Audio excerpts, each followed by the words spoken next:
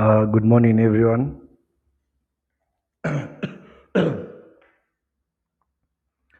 Thumbs up if you can hear me. Thumbs up if I am audible and clear. Thank you, thank you. So, it's yet another Wednesday. Uh, we're starting our webinar. Today's topic is very interesting, and also we have a new speaker. So, it's going to be an interesting webinar. I think people will continue joining as the webinar continues. And yeah, so my name is Christian Okemwa from ACCUREX. I will be a moderator for today. I'd like to introduce you to ACCUREX for those who are new attendees rather. So ACCUREX is a human resource consulting company. Our current primary offices are located along Mombasa Road at Ends Business Park.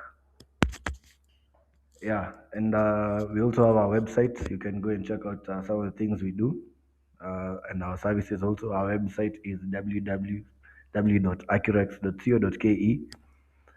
So some of the services we offer are obviously HR consulting. We do trainings. An example of our training we're doing is this webinar. We also do coaching and mentoring, team building. We also have recruitment, outsourcing, payroll management, among very other many services. We also have our software. It's a product of ACCUREX. It's called People HRIS, but not people, PIPO, not the word people, but people. People HRIS. It's basically the automated side of human resource. Basically, HR functions at a glance, the different functions that we all know, when like payroll management, leaves, and and many other different functions. So today's webinar will be done by Stephen Kimani. I see he's in the meeting. When his time comes, I will introduce him. So the webinar title is Courageous Conversations when leaders become the problem. It's quite an interesting topic because I think it goes against the norm. Because even as it said, courageous conversations. So I think our speaker of the day will take us through the webinar. It's going to be very interesting. Yeah. Stephen, I think this is your time now. I'd like to welcome you if you are ready.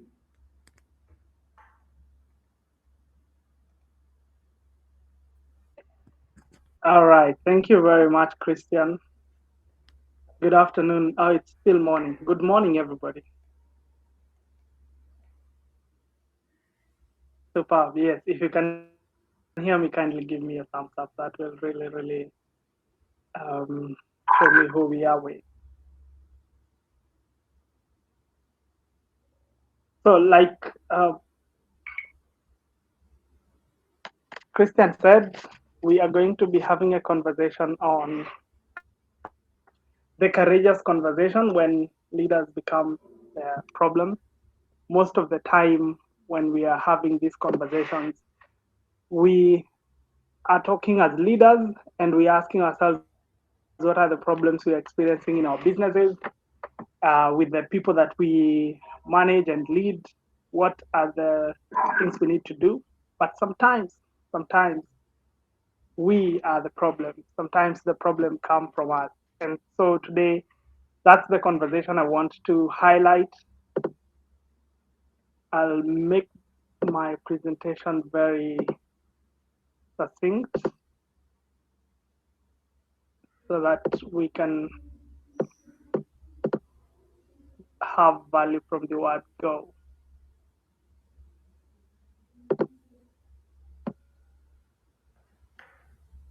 Christian, you can see my screen, my presentation. Yes.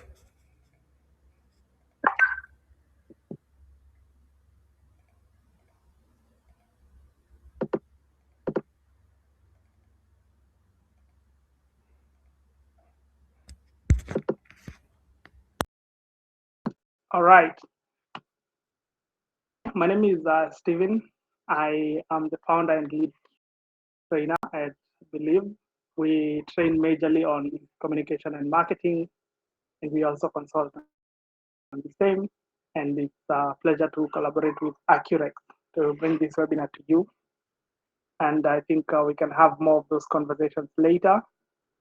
But for now, let's talk about the courageous conversation. As you can see, the image that's representing our conversation today is an inverted pyramid. And why are we going to be having a conversation about an inverted pyramid? It's because mostly when we think about leadership, we think about it, and even the way we think about our organization, we think of them as pyramids, where we have so many people at the base supporting everybody else who is on top, supporting who else is on top. And then if you're the CEO, the director, the founder, you are at the pinnacle of that pyramid. However, that is not 100% the representation of what leadership is all about. Leadership is the other way around. Now, everything that's on top of you is built upon you as a person. If you're an entrepreneur, you understand this, that the day you stop functioning is the day that the business that you run, the business that you support, becomes vulnerable. So today we're going to have those conversations because if now you are the one supporting everything else and not the other way around, when you become a problem, now the entire business is in trouble. If an employee becomes a problem, we can easily replace them. That's why we have ACCUREX. We can just give them a call and tell them, I want to hire someone else, and they will replace that. But for you in your business, how are we replacing you? And even if you're replaceable, probably you're like employed and in a senior management role. You know it's not easy to replace those roles. It takes a lot of time to recruit for a CFO, a CMO, a CEO. It's a lot to do that. And the entire organization has to change because you changed one person at the top.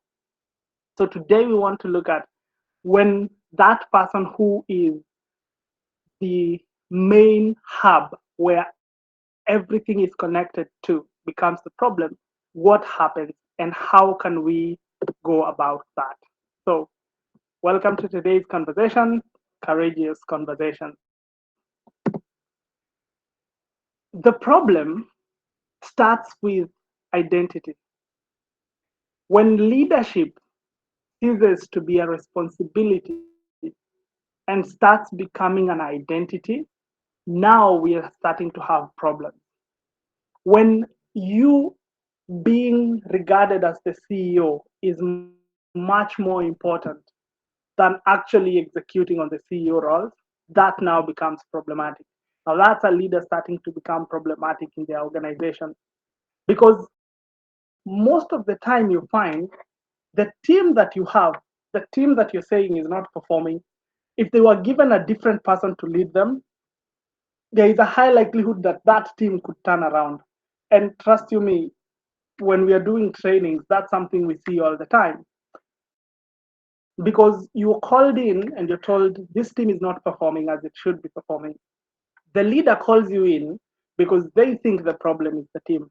You sit down and have a conversation with the team, and you realize the problem is much deeper than the team not performing. But the team can never express that because the moment leadership moves from responsibility to identity, if someone pushes back, if someone questions, if someone has a different opinion, it seems as if it's an instigation to your leadership. It feels as if they are attacking you, they are attacking your intelligence, they are attacking your strategy because you came up with it, you just want them to implement. So whenever you start associating, especially with the title that you carry, then it becomes very, very dangerous for the organization. So you need to start understanding that the role that you do carry as a leader is a role, just like any other role. The fact that you're in charge of 15 people or 20 people or even one person does not make you any better than any of those people. It just means that you have a different responsibility compared to them. Each of you has their own JD. And I will go much deeper into discussing how each of these responsibility come together and where you should position yourself as a leader to make sure that you're mitigating against these challenges which you would be facing. So you want to have conversations that are not only helping you deliver on what you have, but these are conversations driven by responsibility rather than your identity, rather than your own image. You know, sometimes we are having a lot of this push and pull with the different generations in the workplace right now, the Gen Zs, the millennials, the Gen Xers, all of those people, because the way people go into the workspace is different for every generation. And you find out the people who are in leadership positions are a bit older. When you walk into the room and you want to do things a different way, the reason they feel attacked is because for them, having you do things a certain way gives them that feeling that they are the leader, gives them that authority. But that should not be the case. The question should be, is doing things the way you want to do them, or the way the new approach that you're bringing on board, is that much better for the mission compared to like the leader's image or however they're feeling. It's very important that we check against those things. And mark you, if we are running, especially in the SME space, we suffer a lot from this because we have built these companies. And to an extent, we haven't corporatized the system in a way that we have policies and SOPs that are going to allow things to run. So most of the decisions come to our table. And when those decisions come to our table, we make the decisions.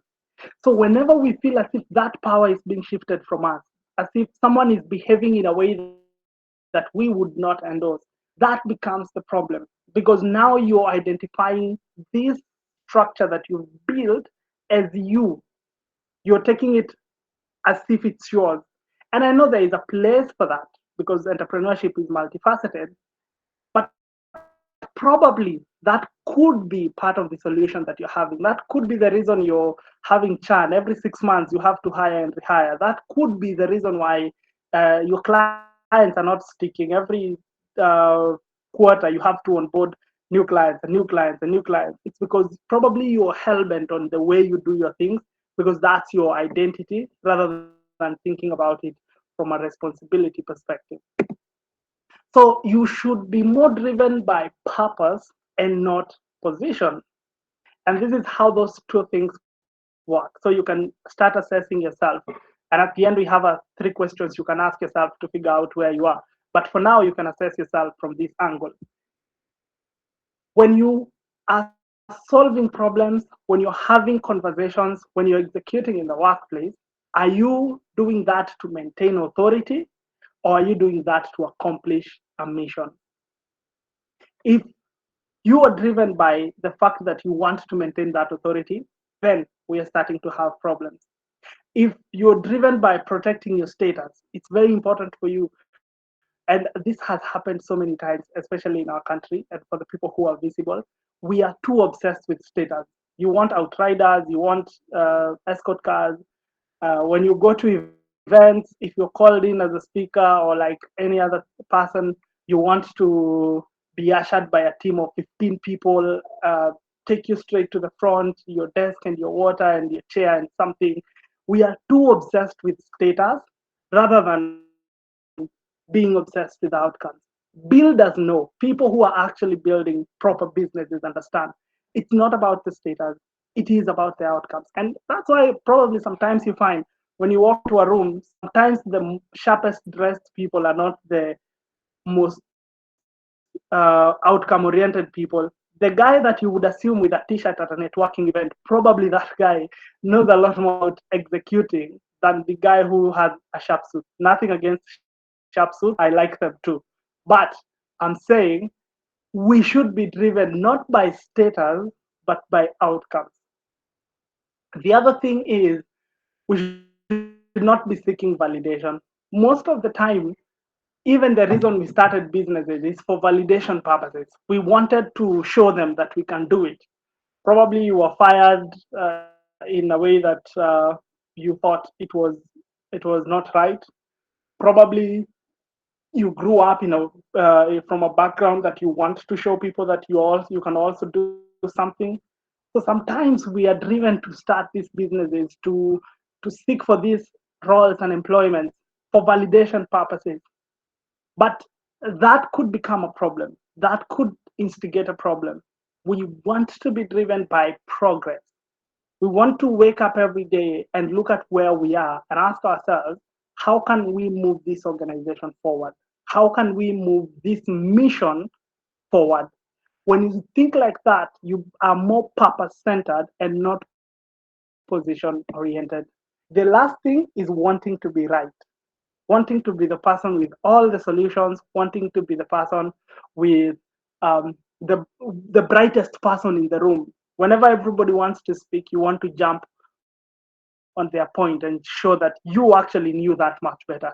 You have done that. You have more experience than them. You have executed much better than them. You're more learned than them. Wanting to do that is going to be a hindrance in any room that you're going to be leading, as opposed to wanting to solve a problem. You see, there is a story I remember about. I was in high school and we were in a physics class. So a guy came to speak to us who was an engineer and wanted to demonstrate how easy it is sometimes to overthink a simple solution. And he said, in a biscuit packing factory, they were having a problem where when the biscuits were being packed, some of them the paper would get packed with air, doesn't have the biscuit in, and they needed a way to sort through that and figure out so that they don't pack empty papers in boxes.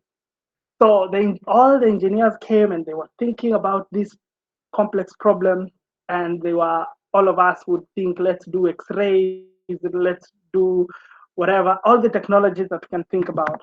And then part of that conversation, the son of the guy who owned the factory happened to have overheard it, and he was like, "It's very easy. Just put some air, which will blow like a wind. You just measure that, and then whichever packages of paper will be blown away." And for them, funny thing, they had not thought about that, because for them, being as engineers as they wanted like a complex solution because they were used to solving complex problems. So for you might be experiencing the same thing in your organization. There is a way you're used to solving problems. There is a way you're used to handling difficult problems, and you have your identity pegged in the fact that you deliver with tight timelines, tight budgets, tight this, tight that. You want to keep pushing that narrative forward. But probably the intern that you hired last month might be seeing things from a totally different perspective. And if you allowed them, if you created the environment for them to speak up, to say something, they would give you the solution that you're looking for. So let us be more purpose centered and not position centered. And I know as you're seated there listening to this, when I say position centered, you might have an example in your mind of a person who is like that. And if you think like that, then let's be the opposite of that. And hopefully, you are not the person who comes to mind for yourself, and you are not the person that comes to mind when others think of you. That is a challenge to you. So the title is very temporary. The mission is the permanent thing. We are all driven by solving problems. The day we stop thinking about solving problems and we start thinking about ourselves and our ego and how we feel about things, that's the day things start to collapse. So you want to be driven more by the mission. And the fact that you're in a leadership position, that is not a position to rubber stamp your authority. It is a position to reinforce your stewardship, your responsibility. It is a position you're put into so that you can carry as much responsibility as you need to. It's very important for you to understand that. It is not the title, it is the Another story is told, and maybe some of you might have heard this story. There was a guy, an American guy, I forget the name, who was one of the senior military people in the US. So whenever they had UN meetings, they used to call him UN conventions. They used to call him. He would come and speak on security matters, and then go back to the US. So whenever he was in that office, he would get everything done for him. So he's just informed that you're booked for this date, and this is what you're going to talk about. His team takes care of his flight. Of course, it's either first class, business class, or something. Sometimes it's a private jet. And then when he gets to the airport, there is a team picking him up. There is a team taking him to the hotel. There is a team picking up the following morning to the venue and back and all of these things. And when he got to the venue, someone texts him, asks him, "Do you want coffee or water?" He says coffee, and he's handed his coffee in that ceramic cup. Goes on stage, does his thing, goes back. But then he retired. And after he retired, one day, because of his experience, they wanted to have him back come and speak. But this time he was not in an office. This time it was in his own capacity because of just his experience. This time he had to book his flight, uh, book his hotel, travel, decide how he wants to travel. And so when he went on stage, when actually he got there and he went backstage, he was never handed the coffee which he was used to. He had to ask, where do we get coffee? And he was pointed to a coffee machine at the corner. Went, took in a styrofoam cup, the cups you take from Java and that cafe, and took that cup, and then he went on stage when he was called. And when he got on stage, that's when he gave this story. He was like, whatever I spoke here, I never used this styrofoam cup. I used a ceramic cup. And then he gave the entire story, just like I've narrated for you.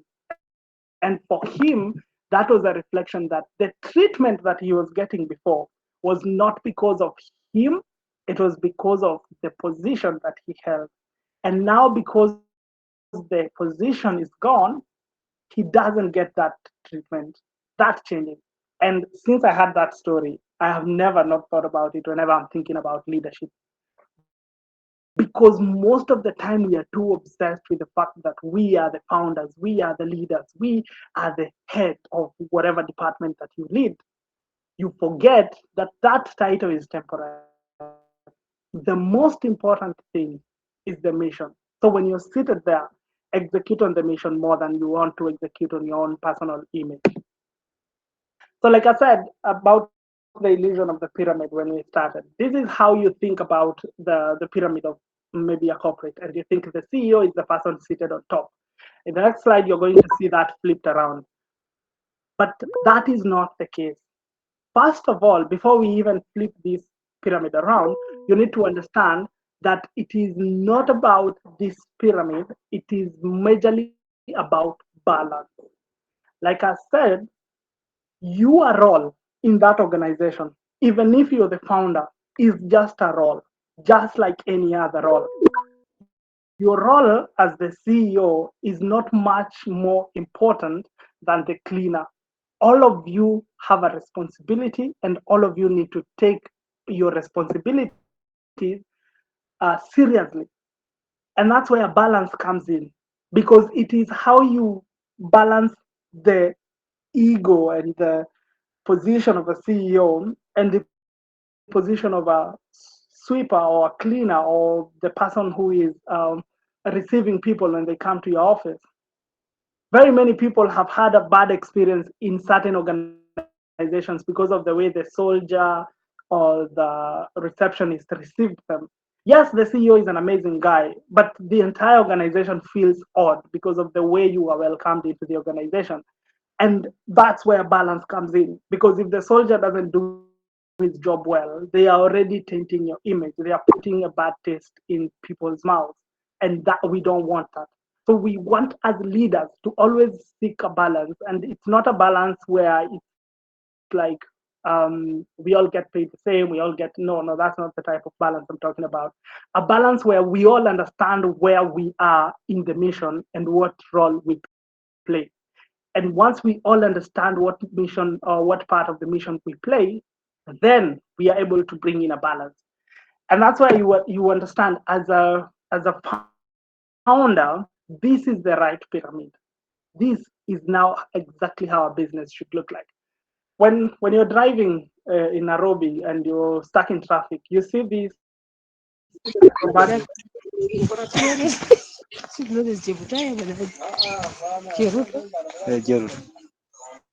All right, thank you very much. So when we are driving and we are in traffic, there are these individuals. Yes, sir.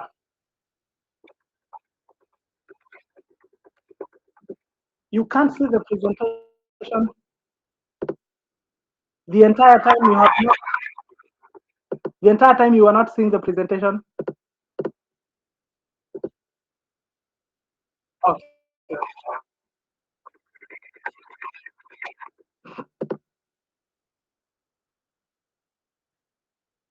Okay. Okay. Just give me a minute.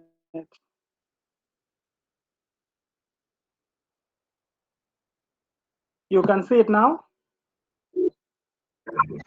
Okay. I'll keep it like that. I won't go full screen again. Probably. I don't know what's happening there. So, as I was saying, when you're driving in town and you're in traffic, you usually see these guys who do acrobatics come and they do a few things, they perform there, and then you support them. When I see that, that's how an organization looks like because sometimes it's one person at the bottom, and then other people come and they climb on top, and you find it's like 3 or 5 more people on top. When we think of leadership, you think that the leader is the one on top. But you know, in actual sense, the leader is the person who is at the base.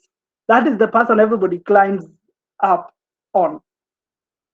If this person at the base is shaky, the entire thing collapses. If this person at the bottom stops paying attention, gets distracted a little bit, 15 people fall on top of him. So it's very important that you understand you as a leader, your role is not to be the guy at the top waving at the traffic. Your job is to be the guy down here who is really focusing on his core balance and how he's feeling the weight on top of him. For you to be an efficient leader, you have to be at the base so that when the balance shifts up here, you can easily detect it. You can feel that someone has climbed on top and they are not well balanced, and you can adjust because even when they are doing that, they you never hear them shouting to the person at top at the balance vizuri or something. No, it's the person at the bottom who shifts, who knows like I need to adjust my frame like this so that I cover for that pressure that's coming from the top. And that's what leadership is. Now, when you become a problem, we cannot be able to access you. We cannot be able to talk to you. We cannot be able to push back. We cannot be able to question you. Now, how do you as a leader, if those things cannot happen in your organization, how do you as a leader then feel the pressure? How do you tell how to adjust your weight? How do you tell how to adjust your balance? You can never tell. So that's why you need to be more driven by the mission, by making sure that these people stay up than on being right, than on being the best, than on demonstrating your authority. Because the moment you do that, you kill the morale of everybody else who is depending on you to do that. So the next time you see these guys on the streets, first of all, support them. Second, remember that the guy who is the leader is at the bottom and reflect on how what is happening in your own organization. You are the stability. You are the foundation of everything that is going to happen or on top. The second way to think about leadership, now once you establish yourself as the baseline or the base of the entire operation, the next thing you need to understand is now how do you coordinate? how do you make sure everybody is doing their role? And I think that's where the ego conversation comes in. When you are making sure that people are doing their roles, you want to assert yourself, you want to make sure that they feel that someone is watching. With this, I get a really good example in my mind, which is, I don't know if any of you watch the Formula One vehicles, but in Formula One, there is something called a pit stop. A pit stop is when this car comes in, it's changed all its four tires and then goes out. Now, the fastest pit stop record that we have is about 2 seconds. I think it's actually exactly 2 seconds. Now, think about it. This is a very high performing car that is doing 350 kilometers and above. So that means if you get something wrong, you can easily create a catastrophe. But this car comes in, gets all its four tires changed. Sometimes its wings are adjusted a little bit and other things can be done. And then it shoots out within 2 seconds. That is one, two. The car is out again. I don't know the last time you changed your wheel in your car, how long it took you, but I'm very sure it's not even a minute. But how do they do that? It's because of the coordination in the team. Every tire has about three people working on it. There is the person who has the drill, the powered spanner that opens the bolt. It's only one bolt for each wheel. He plugs it in, opens the bolt. Then there is a guy who is taking out the wheel, a third guy who is putting in the wheel, and the guy with the spanner rolls again, and the wheel is set. And that happens for each wheel. And then there are two guys who lift the car up because once it comes in, you have to jack it up so that you access the wheels. There are two guys who are doing that. There are other two guys who are stabilizing the car because when the car is lifted, it can wobble a little bit. So there are two guys who are taking the car at specific places to stabilize it. And then there is a team leader who is observing the entire operation and who is supposed to give the green light for the driver to drive off. So that when the driver sees that there is a green light, they know that everything is okay, they can drive off. This guy cannot allow himself to give the green light if any of those operations are not done. So we have had a few catastrophes where either the wheel was not tightly done, we have had a wheel blow up, we have had another incident where an engineer was hurt because of the same. Even I think about 3 or 4 races ago, we almost had an incident with Ferrari car. They almost ran over an engineer because of such very small mistakes. So, for you as a leader, your role, as much as I'm saying it's not about being obsessed with yourself, your role is to know that each of those people in your team, they are well trained, they have the best resources to execute, and they're in the best mental space to do that. Now, the mental part, that one, that one is a critical one because we always treat it as if it's by the way. They are in the right mental space to execute on the job that you need them to execute. It's very important. And now your work as a leader is to coordinate. It's to look at who needs more support, who needs more training, who needs more motivation, who needs whatever they need at the time, who needs what tool. Because when you give the green light, you want your car to shoot out into the track and be able to hit those 350 kilometers per hour without a problem. But for us as leaders, sometimes we get too obsessed with ourselves, we get too obsessed with what we do and what our titles are, that we don't pay attention to what the team is experiencing, to who in the team needs what, who in the team needs to be treated in what way, or like provided with what tool, what resources. We just want them to shoot and go out into the track. And that's why every day we are just fighting fires. because our car has blown up, our wheel has blown up, something has happened, we have been in this.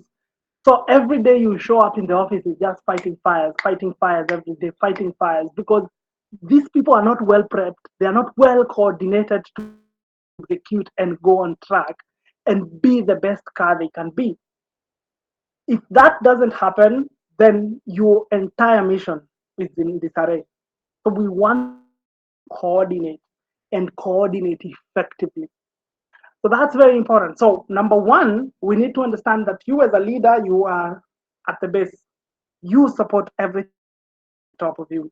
Number two, as a leader, you need to learn how to coordinate. If you don't coordinate properly, then the team is in an ambiguous position. It cannot execute the way you need it to execute. And that's why we're having the conversation today, which is when you as a leader are the problem, now the organization has a problem. When probably the guy at the soldier at the gate misbehaves, we can change this soldier tomorrow. But when you as the CEO misbehaves, it's very difficult to do that. So you need to watch the way you behave, the way you carry yourself, the way you coordinate, and the way you handle pressure within the organization, and not be driven by just personal ego and personal feelings and things like that. So it's very important to master how we do the coordination. If that guy that I've just told you about, the engineer who is observing the entire process and gives the driver green light, if he gives the green light too early, then something in the car is not properly fixed. We are going to have an accident.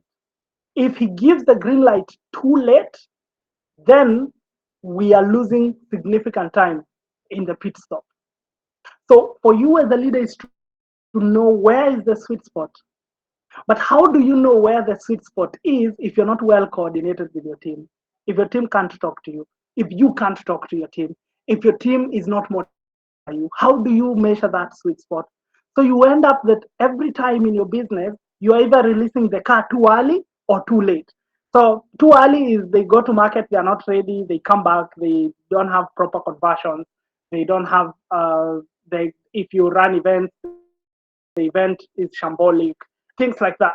If you release it too late, then the opportunity has passed you. By the time you are launching your next product, the market has already moved on to something else. Now that is too late. But how do you manage to work with your team to find a sweet spot? It only happens if proper communication is happening within your organization. If the person who is the least person technically, like in the hierarchy, can come to you as a CEO and share their concerns, and you treat them with as much significance as those ones that are brought to you by your head of marketing or head of finance or head of this or head of that. That's the only way you remain with this working hub. That's the only way you know where the sweet spot is. You can never know if you're disjointed as an organization. So, as a leader, you need to be driven by the mission and not the position so that you can identify these moments. So, the way you make sure that all of this is happening for you, communication is one. Communication is vital. If you're missing on communication, then there is nothing happening in your organization. Your next responsibility as a leader is to have the power to observe. When I gave you the example of the guy in the traffic light, where the leader is the one at the base, he is feeling all the pressure coming from the top. And then it's up to him to adjust. That's how he observes. He observes with his body, knowing like where the pressure is coming from. As a leader, that's also you. You need to be very good at observing the way your organization is behaving, the way people in your organization are behaving, the way things are being done in your organization. You need to know when energies are shifting, when motivation is being compromised, when something is happening that is not usually happening. The only way you make this observation is if you're properly plugged in into that organization. And the last thing is to be able to build trust. Now, when I said mission is the most important thing, the word mission is usually we borrow it from the military language, where it's the military that goes on missions and goes to conquer things and do things. So we relate that with what we do in corporate. But there is no way we run a successful mission if there is no trust. If everybody in that team does not trust even a single person or like just mistrust someone, that is a big risk to whatever operation we are running. So the first question you would ask yourself is, do your people trust you? And here I ask a very simple question.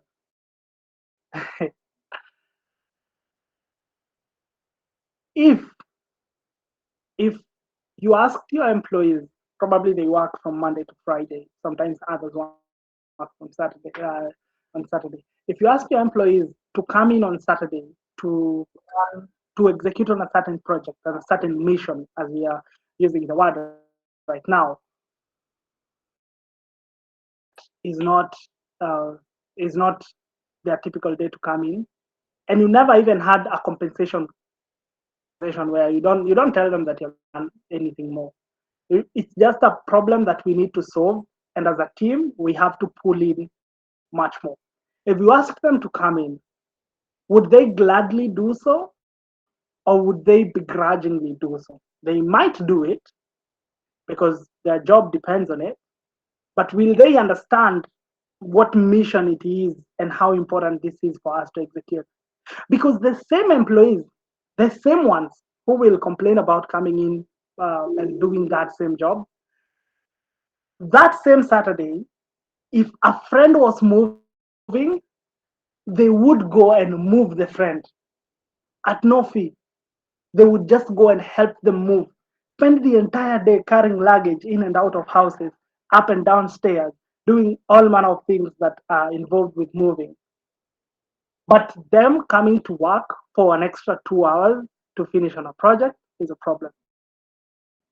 And that is not an employee problem. It is not an employee problem at all. That is a leadership problem. So from where you're seated, that's a question you should ask yourself. Can they do that? Because if they can't, there is something about trust and communication that has not clicked in. Probably you're just all seated there going, you make me money and I pay you money and you go where you need to go. And yes, it's one way of building a business. But like I told you, you'll be sending your car into the track every time and you'll be fighting fires, non-stop fires. Because this car will never be performance ready, will never be competitive. You will always be having a problem to solve. So, how much trust have you built within your team? And you can only build it if your team feels that you're part of them, that all of you are going towards one mission, all of you are executing on the same thing, and everybody has everybody's interest at heart. That's very important. So, for you as a leader, is communication happening properly? Is it clear? Do we have room to express dissent or disagreement? Because if you don't have that, then you are in darkness. Are you able to observe your team, see the patterns that are happening, see problems before they happen, see behavior change before it happens? Are you able to do that? Honestly, are you able to build trust within your team?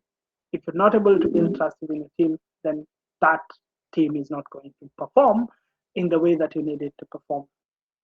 And like I said, today we are not looking at how do we make employees trust us.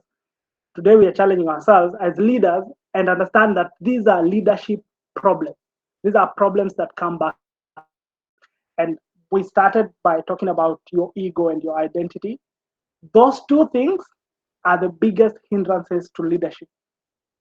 Your ego and your identity are the biggest hindrances to how you approach these things. Because for you, you are assuming you have enough authority to command them to come to work tomorrow. And probably may be right. But that authority is also to one day and tell you, I don't want you to come tomorrow. I have gotten a different offer because you just made it about the authority part of it. They don't even feel the need to even help you recruit another person. They just want to be out of the door. And I've had enough conversations about entrepreneurs where most of them are like, oh, I trained them for 2 years and I put so much into them, and then they wake up and they leave and they leave my business hanging. And this is happening because we are not properly building those support structures that these employees need. We are not properly building the right relationship with these employees so that even if they feel the need to move, they don't, they will still be indebted to helping us set up the business in a way that the business doesn't lose proper relationships with them. We need to be able to build those things for ourselves. So as a leader, are you able to observe those three things immediately in your job? The last analogy that I'm going to use and share with you today is the analogy of a coordinator or the person who conducts an orchestra. The person who conducts an orchestra, or like choir master, think of choir master here, is the person who, in the entire team whose job is to sing or make music, does not make a sound. He is the only one who does not make a sound. But his job is very specific. It is to, one, carry the weight of the orchestra, and two, coordinate the two things we've talked about. But three, make sure that they are conducting. What does conducting mean? Telling every instrument when to come in and when to go out, when to come in, when to go out, when to go higher, when to go lower, when to be more intense, when to be more subtle. That's their job as an orchestra conductor. They don't make a sound, they just do the entire coordination with just a small stick. And that is your role as a business person or as a leader. Because you understand your team. There are people who are trumpets in your team, there are people who are violins, there are people who are harps and all these instruments that we have. It is you to know, this is when I pull in this capability. This is when I pull in this ability. Now, once that is done, let's transfer it to this other person, then to this other person. It is up to you to make sure that that harmony in the team is happening, that agreement is happening, that understanding in the team is happening. If you cannot be able to properly conduct a team, then you should not have a team in the first place. It is your role as a leader to know the strengths and weaknesses of everyone in your team. You can never know that if you don't properly communicate with your people. It is never, even in an interview, you never know these things. You only know these things when you work with people, when you're invested in a project with them. That's when you see where they struggle and where they thrive in. And once you see that as a leader, now you know who to call on to when you need to do something, when you need to execute on something. It's very important that you think of yourself as a conductor of this beautiful orchestra that's going on a certain mission within your organization. And you are the person who is going to know when does this person come in, when does this person go out. The same thing happens with the resources. You know when to put in more resources, when to put out, not to put in resources, where you want them to grind and where you want them to, you want just to reward them and have a good time. All those things are very important for you to be very conscious about as you are running your team. So your job is entirely to restore harmony, to bring harmony into that team. And if the team does not have harmony, it is not a team problem, it is a leadership problem. And if it is a leadership problem, it is a you problem. It is your problem. You need to figure out how to communicate, how to observe, how to build trust, and how to bring harmony into that team. So the three things we have said, the three lenses that you need to adapt as a leader, so that you don't become the problem in your organization or in the places that you lead, is one, that you are the foundation. You're the person who is carrying the entire weight. Secondly, you are the coordinator. Everything flows from you. You are the hub that holds everything together. And third, you are the one who is the listener, because it's only through listening that you figure out that things are not in harmony It's only through listening that you find out that your music is not playing as it should. So make sure that you are doing that, that you are listening. Mostly when we talk about communication, and this is very interesting because I do train on communication and I love communication a lot. We think about how we speak, how we say things, how we command a room, how we gain respect, how we gain influence. That's how we think about communication. But trust you me, 80% of communication is listening. 80%. And I can just promise you, take that to the bank. 80% of your communication is going to be listening. So that's an easy way to measure within your team. Who speaks the most in your meetings, in the things, when you're solving problems? Who is this person who is has 80% of the room or the speaking time? If it's you, there is a problem. If you're the one always giving instructions, shouting orders, doing this, doing that, and no one else is having space to speak, that is an indicator of a problem. Yes. So reflect on yourself and ask yourself, can I run this team while I speak only 20%? Because only that 20% is what you need to draw them back, to just bring in a bit of harmony and they go and run by themselves. They come in and ask for advice and they go and run by themselves. That tells me you have run a proper team. There is a client of mine who had a very interesting way of doing things. So he runs an internet distribution company, an ISP, and he has different teams that go execute in different places. So basically, most of his teams are made up of four people. There is a team leader, there is an intern, there is always someone who is learning, like an intern or someone else. And I don't remember who the fourth person is, but it's usually four people. And for him, if he wants to know which teams are really well trained and they are well empowered, he takes the team leaders somewhere out to have either coffee, team building, learn something. So, like the day we were working, he had brought the team leaders and I was doing the training. And he told me what he is observing is how many people in this meeting will get calls from the field because the team in the field is calling to make inquiries. The person who has the most inquiries means they have not properly trained their team. The person who never gets that call means their team knows what to do and goes and executes. And now that is the leader. For most of us, when we want leadership, we want to be felt, we want to be needed, we want to be there 100% of the time. Our task as leaders is how can we get rid of ourselves in those processes. If the team can go and execute by itself, you're doing an amazing job because now you can focus on other bigger, better problems for you to focus on as a leader. But it's not that everybody, you have to be there observing people, you have to be there watching over people, if that's how you run your business, there is a problem. And sometimes that you are the problem. And that's what you're saying today. As a leader, you need to reflect and ask yourself where you are the problem. You need to make sure that you can not be in that office and you never get a call.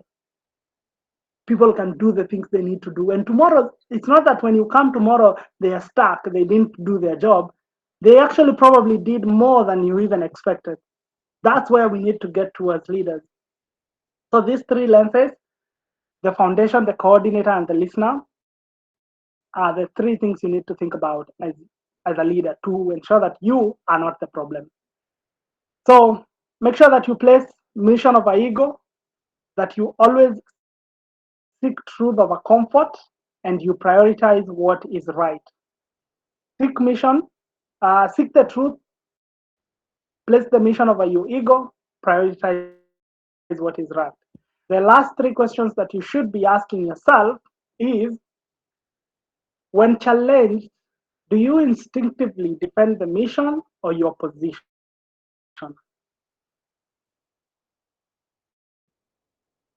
Just reflect on that. Do you instinctively defend the mission or the position?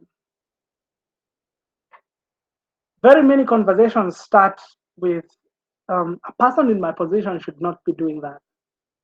I don't think that is where that is a thing I should be doing. That is position oriented answer.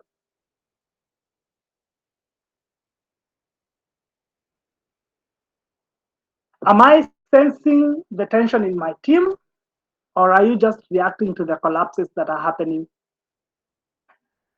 Are you just being hit by resignations where you never knew that they were coming?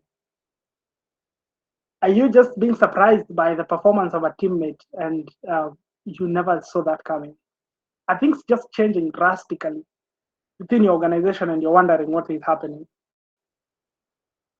To an extent, many people they resolve to fire the entire team and hire again. I have worked with a few businesses that have done that.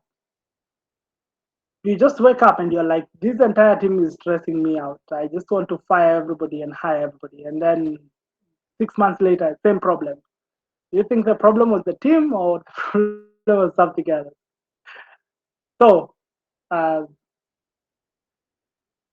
have you made it very safe for your team to tell you when they are ready, when they have changed the tires, when they have adjusted the wings, when they have finished with everything they need to do and they now are ready to go? Sometimes they show up and they're dealing with too much because life is life. And different people handle it differently. Different people handle pressure differently. And I know when we're talking to employees, sometimes when we are training, we are telling them, you don't have to carry all the baggage to the office. But for you as a leader, your position is not about whether they carry baggage to the office or not. Your position is, are they executing on the mission or not? And if this baggage is affecting the mission, then you have a problem. So it doesn't matter whether you are right to tell them, I don't want to know what's going on in your life. You need to execute. What matters is, have we actually executed? And if we have not executed, what's the problem? And what can we do as the leadership to alleviate that problem? So those are the three major questions you should be asking yourself as a leader. And the last and the takeaway for today is that the true measure is not the size of your office, it's not the number of your direct reports, it is not your authority. Leadership is not about the team. Um, it's not about being above the team, it's about making the team better. And that's what leadership is all about. So reflect and ask yourself, are you contributing to the team or are you dragging the team? Ask the leader. And most of the time, you'll be surprised by the answer. Thank you very much.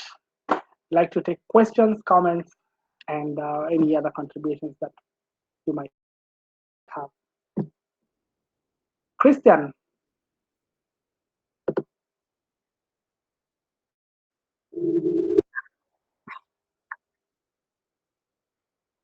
yes, I believe that was my time.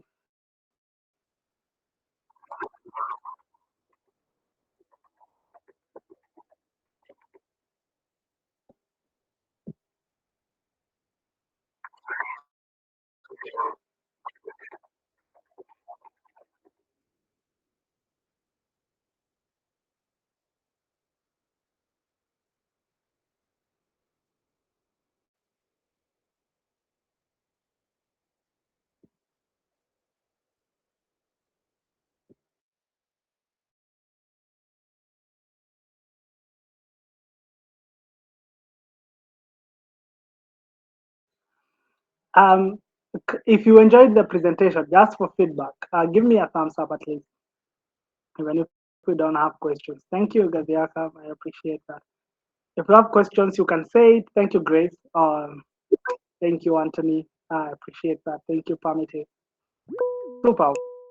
Zipporah, you have your hand up. Just unmute yourself and ask the question.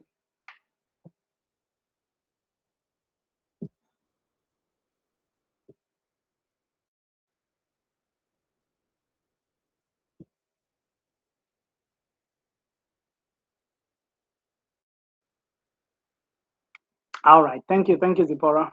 Thank you, Valerie. Thank you, Joyce. Thank you, Wanja. I appreciate all of that. If we have a question, you can put it in the chat if you don't want, if you're not in a position to speak. Otherwise, I'd be glad to connect with all of you. LinkedIn is Stephen Kimani. So if you go to LinkedIn, you can easily connect with me right there. I'd be happy to connect. Christian, can I put my number in the chat?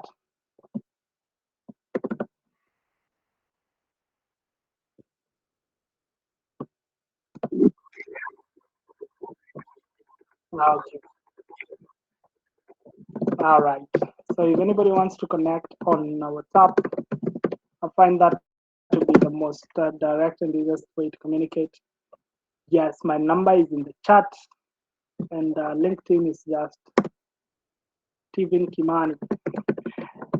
It's been a pleasure. Thank you very much for having this conversation with you. I really enjoyed, and hopefully we get to keep the conversation going.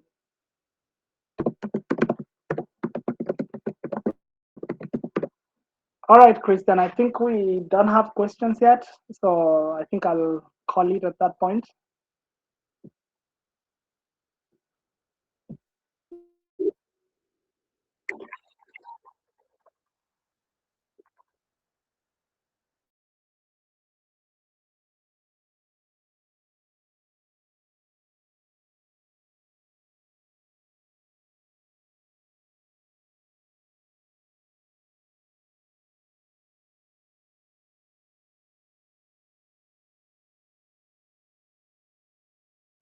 Okay.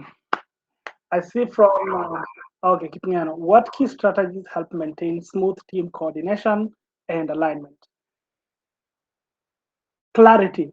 I think the main conversation is clarity. So everybody in the team needs to know exactly what they need to do, how their success is going to be measured, and how their failure is going to be punished. That needs to be very clear. Don't be vague about it. So what is it that you're going to do? How are we going to measure your success? How are we going to measure your failure? How are we going to reward your success? How are we going to punish the failure? Once you just solve those, a lot of the other things become very clear.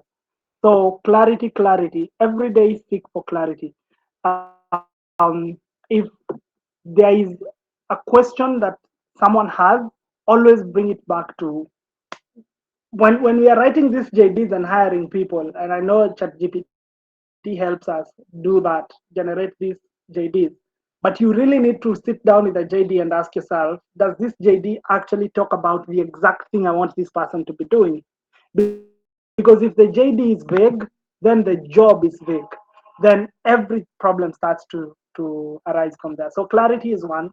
Number two, make sure that you have an open communication environment. Let even the most stupidest of ideas have room to be expressed. Why? Because those ideas that you deem stupid sometimes end up being genius, or sometimes end up being the sole thing that could bring your organization down. And because it was said, now you know. But if you never allowed for an opportunity for that stupid idea to be said, you will never know. That's how you wake up and you find your team is in disarray, your organization is in disarray. But if you allow for the idea to be said, if it's a genius idea, you can adapt it. If it is a bogus idea, now you know where your risks are coming from. So clarity, open communication, and number three, let the people speak more than you do. Maybe I can give you one last example. So there's a guy who started a company, brilliant guy. And every time he went into the meeting, he just gave out ideas, things to execute, directions, do this, do that, do this research, let's explore this market, all those ideas. And then when he got a coach, uh, the coach challenged him and told him, maybe in the next meeting, before you give all your ideas, let us hear what ideas the chief marketing officer has. Let us hear the ideas that chief development officer has, or like whoever is in that meeting. And he realized the people that he had hired were good people at following orders, but they were not good people at leading people in a market or leading a business in a market. So, because when he shut up, there were no ideas. No one was coming up with any ideas because they were used to him executing on what he said. And that's the question for you. So allow people to speak because when they speak, they tell you who they are. So you now know your team. You now know their capabilities. You now know how they think. You now know their mindset, their motivation. You know these things if you just let them speak. So as much as you're the leader, my challenge to you is speak less. Clarity and open communication environment. And lastly, be the last to speak. All right. Robert, thank you very much for for the reaction. Um, yes, but I hope that answers your question, Kinyano. If we have any other question, I'll very happy to respond to